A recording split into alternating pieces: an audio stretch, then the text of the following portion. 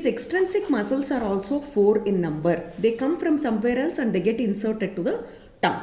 So first is hyoglossus. This I have already discussed in detail in the submandibular region.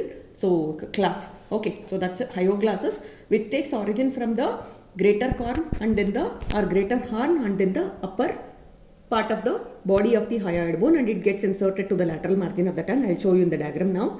Then we have got genioglossus, so which comes from the superior genial tubercle of the mandible and it gets inserted all along the thickness of the tongue.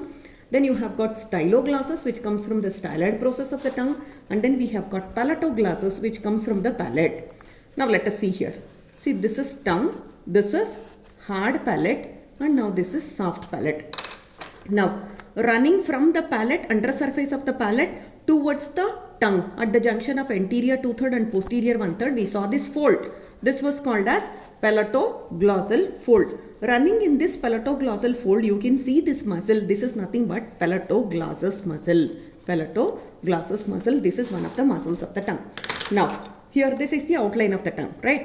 So below that we will just write the hyoid bone. Now taking origin from the hyoid bone, that is from the greater horn as well as the body of the hyoid bone, so we could see one quadrangular muscle which was running upwards towards the tongue. So this was called as hyoglossus. So this is hyoglossus that we have already studied in detail. Then you have the styloid process here. So taking origin from the styloid process and then from the anterior aspect of the styloid process and coming towards the tongue for insertion. Now here this was styloglossus muscle. So this was styloglossus muscle, and this styloglossus muscle is running on the hyoglossus. If you can make out, it is running on the hyoglossus. So it is forming one of the superficial relations to your hyoglossus. So this is your hyoglossus. Then, so for writing genioglossus, so we will draw one more diagram of the tongue here. See, this is the mandible. So mandible, along the inner aspect, it has got 2 tubercles. The upper one is called superior genial tubercle and the lower one will be called as inferior genial tubercle.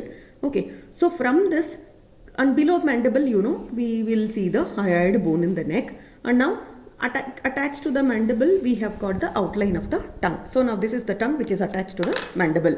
Now taking origin from the superior genial tubercle, and this same insertion, it is extending till the hyoid bone. It is extending till the hyoid bone. Now this fan shape